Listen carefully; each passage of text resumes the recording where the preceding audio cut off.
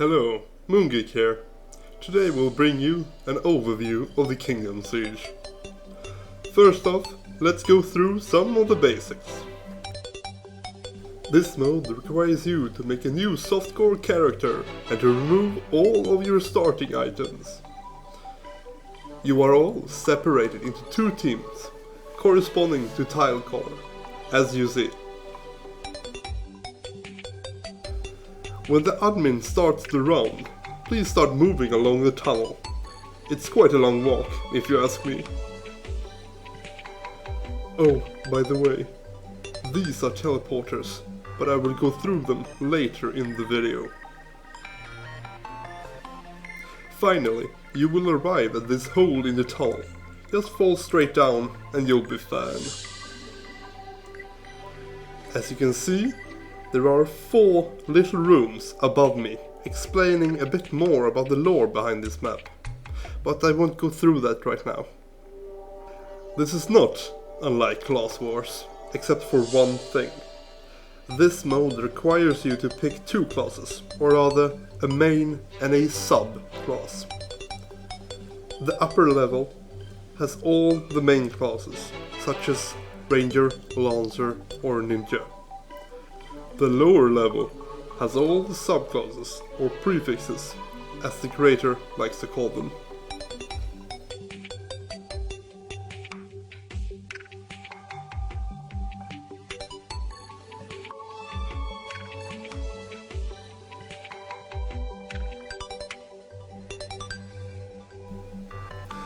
Arrows and musket balls are found below the subclass selection. Arrows are in the wooden chests and musket balls are in the kegs. When you are done picking classes, please enter the bay area below and wait for the round to start. P.S. If you are a bit hot on the goose, as you say, and jump straight down to the bay area, you can still collect arrows or musket balls from there.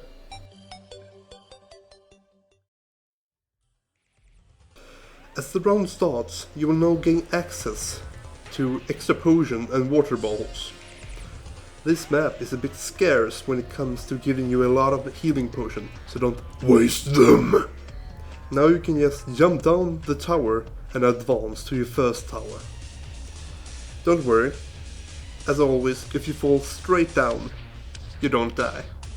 Again, this will take you 30 seconds to reach your destination. But this is also a great time for team planning, if you haven't done so already, in the bay area. This is what I was talking about. It's your first tower, or rather, the first tower you need to defend.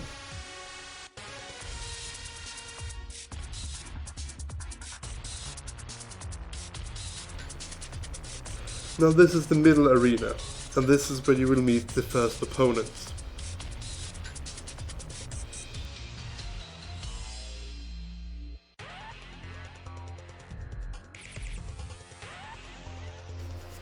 Defeat them and make your way to their tower. This point is crucial. You may have to sacrifice yourself, but getting to this button is one of the biggest and hardest things to do in an early game.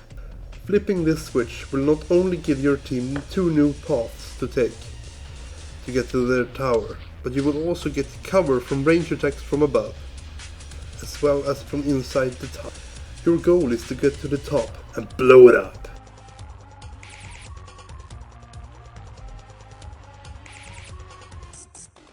As you can see, the one blowing up the tower will always die. But don't fret, because your teammates will most likely be behind you and keep the siege pressure up for you.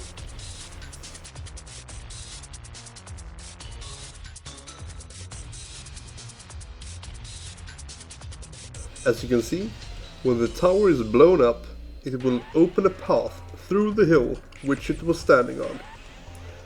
Before you start to siege their second tower, you need to go below ground and into a small tower to remove the ebon sand that's blocking your path.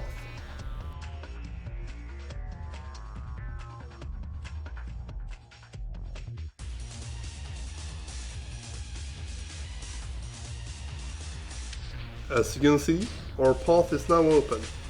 using an ice rod or passing over in a way that only one or a few classes could is not allowed. This is a blockade and you will be banned for doing so. Some classes have switches or levers which you can put on these candy cane blocks. As for this particular one, it opens the path to a secret base.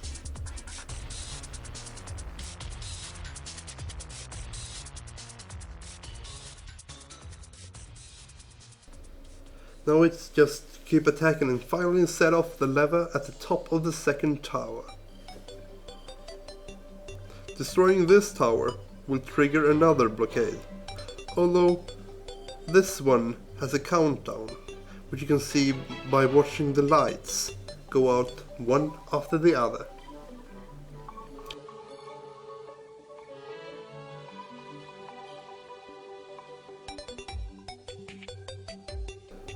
And by pulling this lever before the other team pulls ours, we will win.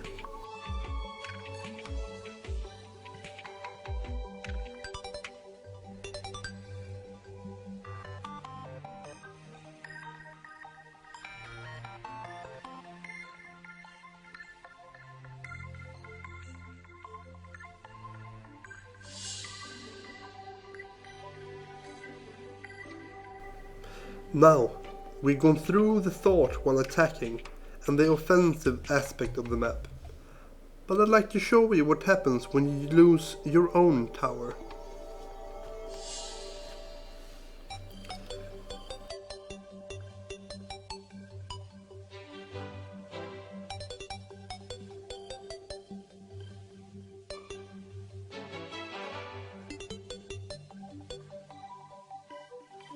This first teleporter opens up when you lose your first tower. Jump down and stand still for 3 seconds. As you can see, I am now in my second tower, and I can quickly reset my spawn and defend or attack, depending on how the situation looks. Anyway, thanks for watching, and I hope we'll see each other while playing this map. What? Second out.